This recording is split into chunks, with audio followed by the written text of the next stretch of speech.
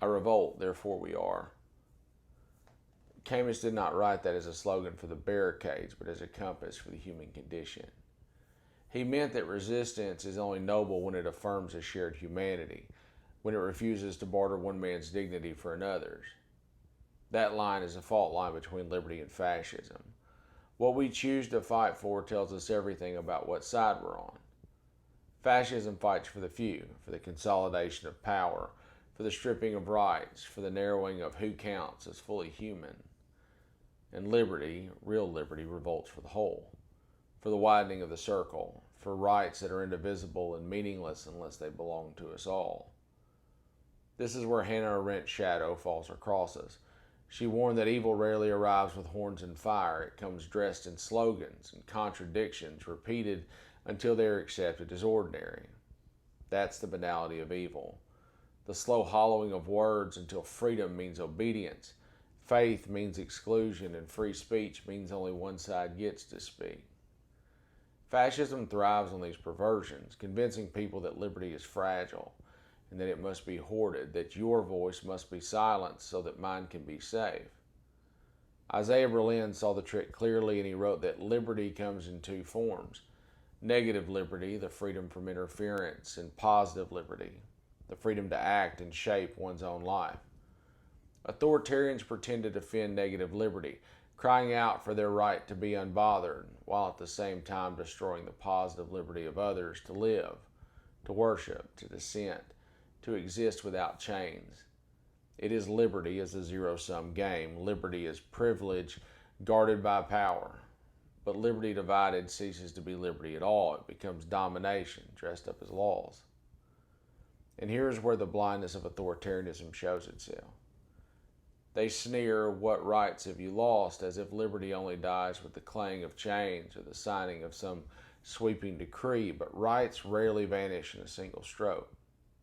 They erode in the narrowing of your ability to exercise them. It is not only the violent removal that matters, it is the quiet normalization of fear. It is accepting that a citizen can be wrongly detained by immigration enforcement for days without oversight or consequence, and then shrugging it off as a mistake instead of a violation. These are the rights we're losing. The right to exist without the shadow of arbitrary power, the right to move through our lives without wondering if process and law will be honored. When we accept these erosions, we teach ourselves to live smaller, to expect less, until liberty becomes a privilege enjoyed only at the discretion of power. Alexis de Tocqueville already knew how fragile this could be. He warned of the tyranny of the majority, of how quickly the will of the many could crush the few if liberty were defined only by numbers. And what is happening now is not new. It is the old danger, just in a fresh disguise. A majority claiming the mantle of freedom while silencing and excluding a crowd, making its own comfort for universal justice. And then there's a Martin Luther King Jr. who cut through the fog with prophetic clarity. Injustice anywhere is a threat to justice everywhere. He reminded us that liberty is indivisible, that silence in the face of oppression is not neutrality, but complicity.